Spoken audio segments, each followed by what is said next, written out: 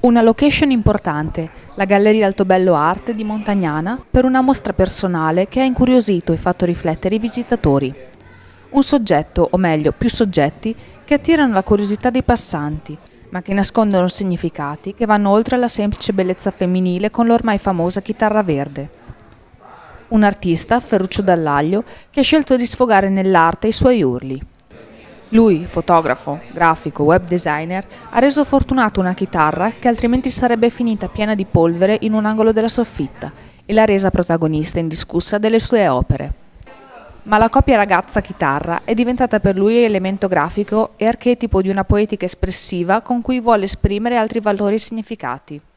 Qui volevo appunto dare il movimento, l'idea del movimento, della velocità, della dinamicità, quindi del rock.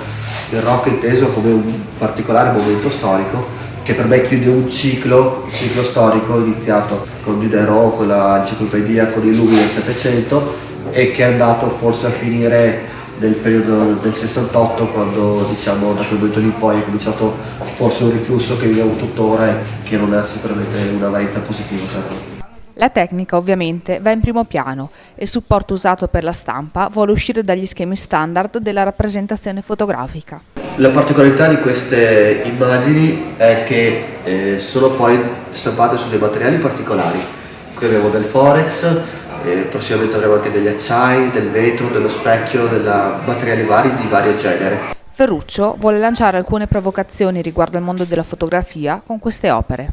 E io, dopo aver fatto stampare l'immagine, cosa faccio? Trasporto il file digitale su un CD o su un DVD che dopo rendo completamente inutilizzabile tramite dei grafi, delle vernici, delle operazioni fisiche, per fare in maniera che nessuno possa più utilizzare questo file. Questo file, una volta trasferito nel CD, viene cancellato dal mio computer, dal mio PC, e viene sempre allegato all'opera.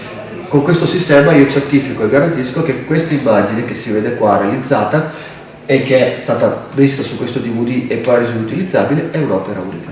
Il progetto è nato 2 anni fa nel solco del ritratto ambientato, ma nella sua evoluzione tende sempre più ad uscire dall'ambito fotografico per entrare in quello della digital art, con la quale può lanciare provocazioni sempre più forti alla società contemporanea, fondendo le sue rock girls con testi storici e immagini digitali, dove la rock girl rappresenta l'urlo di quello che dovrebbe essere il mondo e l'elemento grafico rappresenta l'opposta realtà odierna.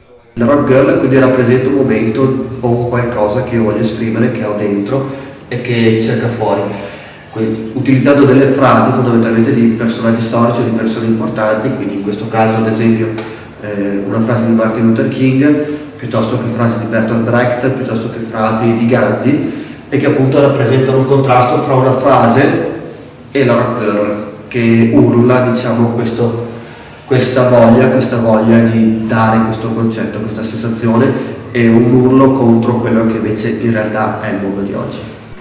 La mostra resterà aperta fino al 13 giugno, ma le performance delle sue rock girls continueranno con svariati set già programmati per l'estate e con altre rassegne espositive già in calendario che potrete seguire anche sul sito www.rockgirls.it.